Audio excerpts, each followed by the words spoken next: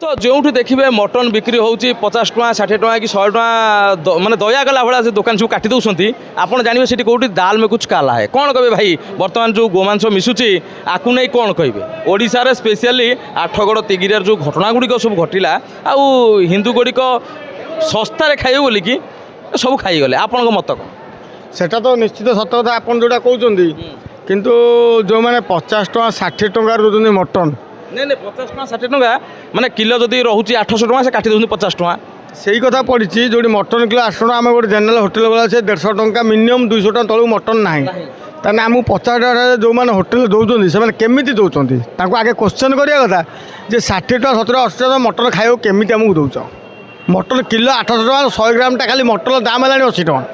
really कथा कहूँ 100 ग्राम खाली मटन दाम 80 टଙ୍କା मसला फसला मेकिंग अलग अच्छी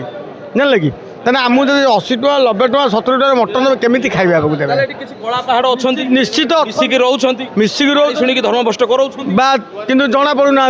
जो नंडा हेले जो खाई कटक आप घर को एरिया आमर केउझर डिस्ट्रिक्ट आज्ञा केउझर कौन मटन दिया होनी दिखाई मिसौथे बोली किसी गारंटी अच्छी ना आम आम कह कथा आम जो देखु आम आगे खासी कटा हो देखुँ केउझर जी सब हाट फाट अच्छी से सब कटा बिक्री हुए पूरा फ्रंटली काटे आमर सेमी सिस्टम कौन अच्छी 10 जन 12 जन रही खासी आसला 10 किलो 12 किलो खासी आम सामने कटा आम आणबू ना आणबू ना ना ना सी अलग था मुंडा जातीय लोक तो घुषुरी मेढा खाइबे